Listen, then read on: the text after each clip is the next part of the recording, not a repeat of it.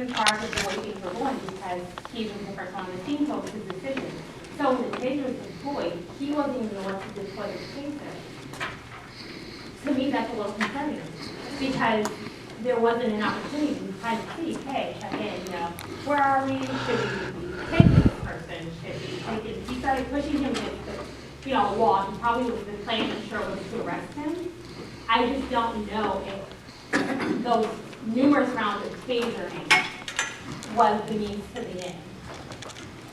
And I don't know how to wrap my mind around it. And I also have to think of the position of Officer B because he's in a space where if he feels like his fellow officer is being threatened, he does have a duty not only to protect his fellow officer but himself. So I can understand that and feeling the need to use a little more force. My concern is when he drops to the ground and the taser is still deployed with one arm behind his back. That was really concerning to me because I just didn't understand. And it was kind of like, back up, I'm going to taser him one more time. Maybe to me, it was kind of like, he's going to get the message. You need to, he's on his belly. So I don't know what to do. He's picking his legs. He has 3 grown men on top of him. So that was a little concerning for me. I have a question for a training officer. Is there a discussion when someone is flailing, moving around a lot in regards to using the taser or not using the taser, but it might be difficult to hit that? I don't know if hit's not the correct term, but from the distance he was at, yeah, it probably wouldn't be difficult to get the probes on target. Mm-hmm. And 3-on-1 is a advantageous number for us, but I've been on calls where there's been very slightly built people with 7 or 8 officers on top, and it takes minutes. So in a situation like that where someone is perceived to be violent or acting in a violent manner, right, sometimes a taser could be the best method to subdue them temporarily to get them in custody. And this only comes from experience in working in psychiatric hospitals, is that generally the goal was to use as many bodies as possible to get the person in a position where they were safe, not getting hurt, but still. And usually we had more than 3 in that situation, so I understand that. So my question is, by using the taser, you're taking one of your hands off of a person, and where you could help restrain them, right? So you're making that choice, I guess, and I'm not an officer, and I'm only using the experience. I didn't have a taser as an option anyway. But it does seem to me that you're removing an opportunity to restrain a person by using a taser, and you're kind of limiting yourself in regards to restraining that person as a possibility. And again, I don't know, with 3 people, maybe different than when we did it. We usually had more than that. It's also a different environment. Right. A hospital environment with limited access to implements and training and tactics. And it's on a street. The felon apparently had not been searched at that point. We don't know what the situation is. Oftentimes we know people we don't encounter on a regular basis. I imagine the hospital setting there's some familiarity involved also. So there are some similarities, but also some striking differences also. The advantage of the taser when deployed appropriately and properly is it can temporarily incapacitate a person to stop the fight so they can be So like a metal, or their body kind of stops. Well, when the electricity interacts, it causes muscle contractions, and the sensation is pretty overwhelming. I've been tased from my training too, and it's not a pleasant experience. Right. And it can incapacitate someone's ability to fight temporarily while the electricity is being delivered. Which, as part of our training, we take that opportunity to take someone into custody or place the handcuffs on to end the struggle as quickly as possible. In some cases, it might have the opposite effect in regards to increasing agitation and movement. Is that possible? Sometimes it does, not in my experience. The people that it does not affect in that manner, that it may escalate them, are typically at an extreme level of crisis, and that's even more urgent to get them into custody quickly to avoid a prolonged struggle where someone's more likely to get hurt. And then one question for the appellant is, I don't know if I read it anywhere, if you said exactly how many times that you were tased, if that's the correct term? Do you remember? I don't know. I had probes removed from my back, so that one was a 5-second shot. Okay. And you're not supposed to do it from within 10 feet, like Mr. Hanlon said. And he was standing right over me with the other two officers holding me down on the ground. The one right prior to that was in the back of my left knee, and I think that was 5 seconds. And then when I'm standing, he did what he called a warning arc, but I could find that nowhere in policy.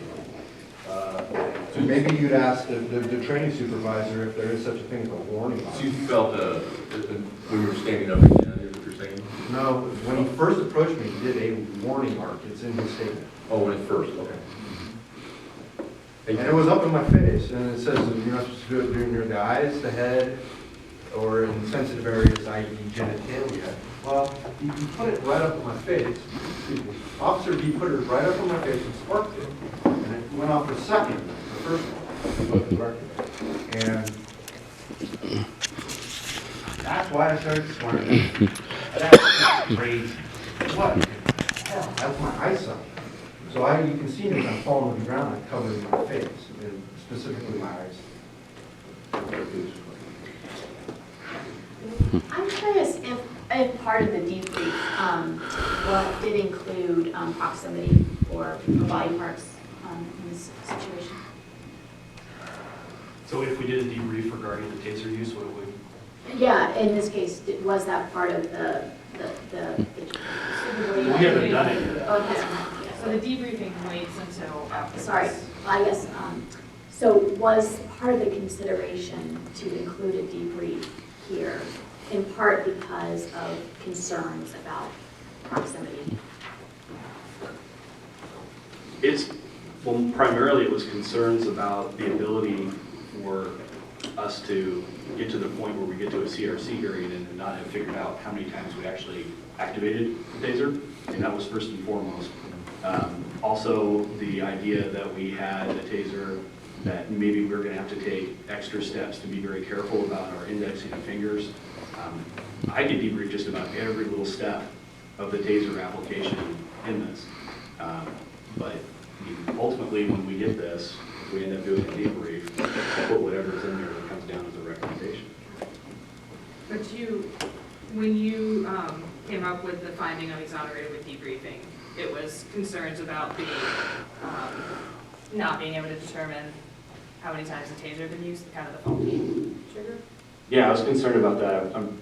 Again, I said, I'm very concerned about the ability of an officer to put his finger alongside his taser and say, not activate it for 1 second, and he not know that he did. Okay? That's my main primary concern. Thank you. Any other questions? I have a question from the appellant here. And this is just a clarification. You just stated that you heard the warning before deployment. Did I hear that correctly? Officer B in his statement discusses performing a warning arc. I don't recall the taser warning prior to that. You can hear me screaming at him, telling him he's an idiot, basically, and falling to the ground, and at which point I did hear taser. I'm just not sure if it was before the first, whatever is described as a warning arc. This is just from my own, but why didn't you cooperate? Once you heard that? I had my hands up. I did cooperate. I followed their only command. I turned around. They approached me. The video was from the rest. He did a warning arc up. Officer B did a warning arc up in my face.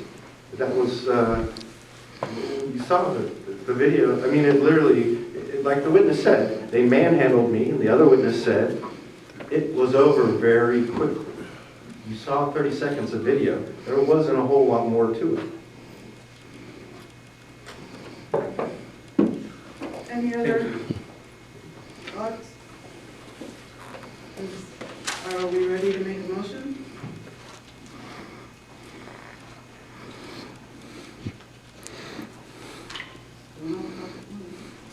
I don't think this view has maybe been articulated, so I think I might be in the minority, but I think that I would, I don't think I would challenge this finding. I think that that's a really tough video to watch. I think that it did show that the appellant did kick one of the officers, was moving his legs. You see one of the officers come off of him while they're on the ground.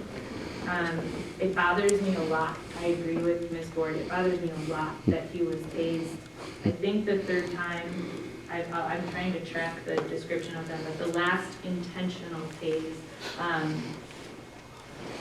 it's hard for me to say, whoa, I'm not sure that one was necessary, but I feel like that questioning gets beyond our standard of review, which is just whether they could reasonably come to the conclusion. And because there is evidence from the officers and sergeant's testimony as well as the video that showed that there was some struggle, there was some conflict. The use of force was not escalated. It was the same level of force. Not to say that that force wasn't significant, it obviously was. But based on all of that evidence, the RU manager determined that,